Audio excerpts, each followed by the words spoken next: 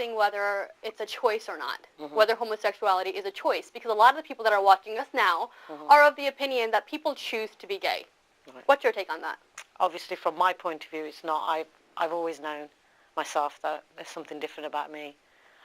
From what age? Right from the beginning? Yeah, as far back as I can remember.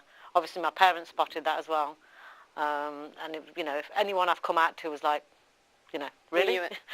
Shock horror. They people knew before me even to a degree. When did you know? When was that light bulb moment for you when you realized, hold on a second, I'm attracted to females? Maths on a Monday morning. My maths teacher. Really? How old were you? At the time, she's going to know who she is.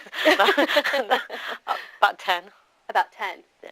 And you kind of figured it out that this is the way that I'm going to go. Martina Navratilova had another part to play in it as well. Oh, right, okay.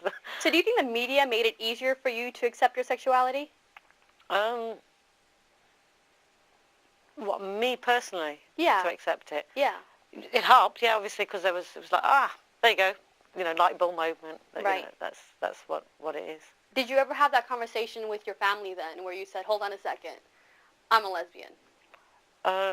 What, before I got married? At any point. I mean, was this conversation ever had? Yes, it was had sort of during my divorce period.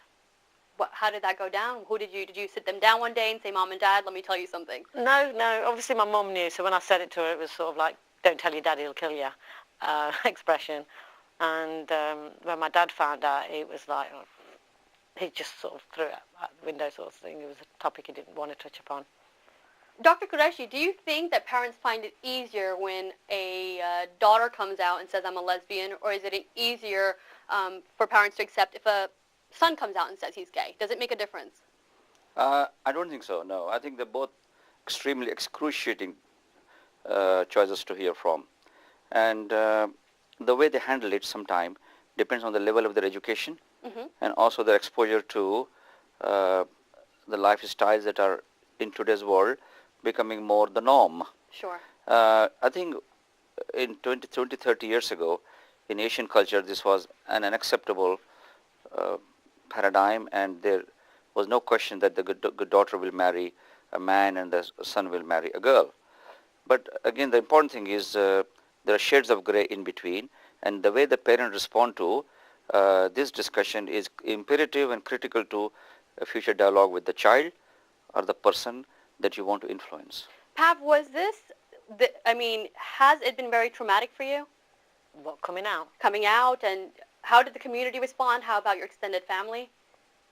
Nothing. It was just, like I said, most people's reaction was like, really? We knew before you kind of thing. But do you think the rest of your family is just in denial and they think, let's just not discuss it? I mean, whatever Pav does behind closed doors is just her business. I mean, is this a conversation that takes place? Yeah, it's talked about all the time. I mean, my nieces and nephews are sort of like, my eldest niece is 28, so she's almost like a sister of that age.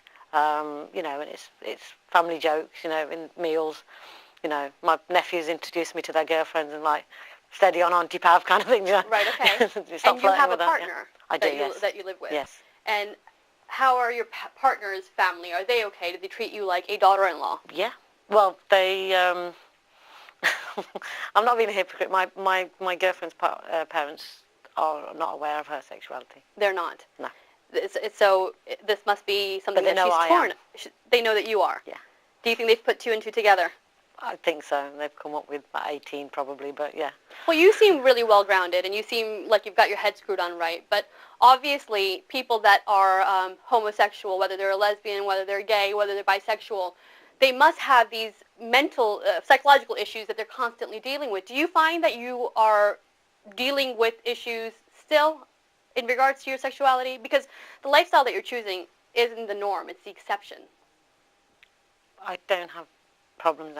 If I do get any problems, it's probably walking down the street if there's, if we're holding hands or, if we're in a bar and we get stared at, and it tends to be from Asian people more than it does from any other background. Have you had any kind of verbal attacks or physical attacks from people who know that you're a lesbian who don't agree with it?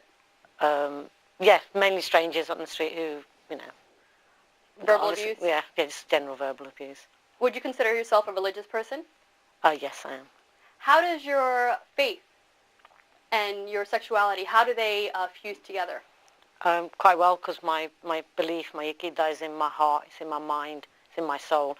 What I do, sort of after 9 o'clock in the evening or whatever time is, that's a different part of my day. There's people out there who sexually do, in my opinion, do, things which are other people disagree with, but, they still go and lead their everyday life, as Muslims.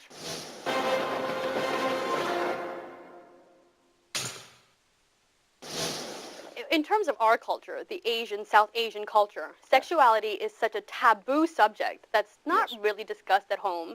You're not sat down at the age of 10, 11 to talk about the birds and the bees.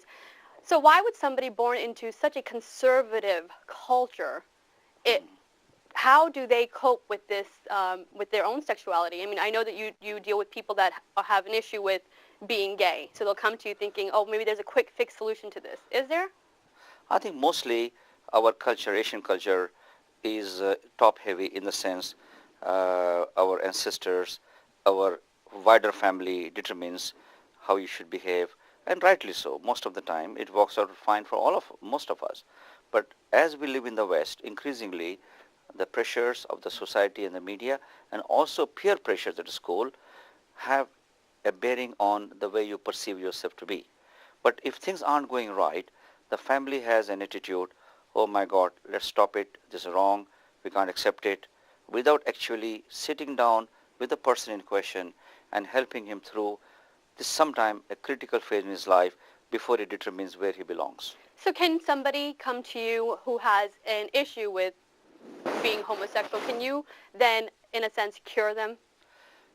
Sanyya, this is a very, very interesting question. Often parents bring them to me when the person is struggling, mostly in the teens, and has shown a certain predilection to be gay, they get extremely over-alarmed. When they bring the person to me, and of course, as you know, the Royal College of Psychiatrists recently said that 20% of people who turn out to be gay, not gay, have been through some therapy. This was a bombshell. People said, oh my God, what's wrong with this? Why as a doctor, as a psychiatrist, you need to treat them at all? No, I don't treat them. I can advise them. What kind of advice them. do you give to, say, a 16-year-old who's questioning their own sexuality, think that they might be homosexual? Do you kind of then steer them away from that? That's not my role. I think what is important for me is to know why he came to me in the first place. If it's brought by parents who are very uncomfortable, him showing certain tendencies. Is it usually parents that bring their children to you, or is it the individual most themselves? Most often, in that age group, parents do. But in older age group, 20s and 30s, sometime, for example, I had a wife who rang me to say she's now worried about her husband discovering his gay past. We're happily married. So he was gay, then got married, and then got married right. under compulsion and beginning to now show tendencies to go back to his original sexual orientation. It was quite a considerable case because this man discovered that he never was to be married. He shouldn't have been married. And I think he volunteered to get married for the sake of keeping peace. He wasn't forced into it, but he thought it was a normal thing to do. But having done that, he had serious problem about his whole identity. Now, if the parents bring the child to me, I ask them to back off and say, look, let me talk to the person. If I then discover, Sanyya, that there is a pressure group or peer pressure on him to go this way or that way, the child often, or the teenage person often will tell me that, oh, Dr. Rishi, I'm comfortable being gay, but my parents want me not to be gay. Then I have a problem because I would wish that I don't disrupt his family structure. So what advice would you give somebody who is struggling with their family in terms of their sexuality? What kind of advice would you give somebody like that? I would tell him that, especially at teenage, the crushes to be this or that are overwhelming. Sometimes they are not, if I can use the word, they're transient, ephemeral.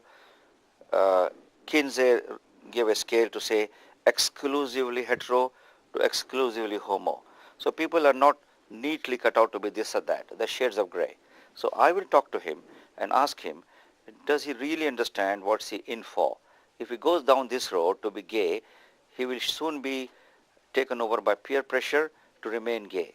But if he chooses to be... You mentioned peer pressure several times. Do you think somebody can get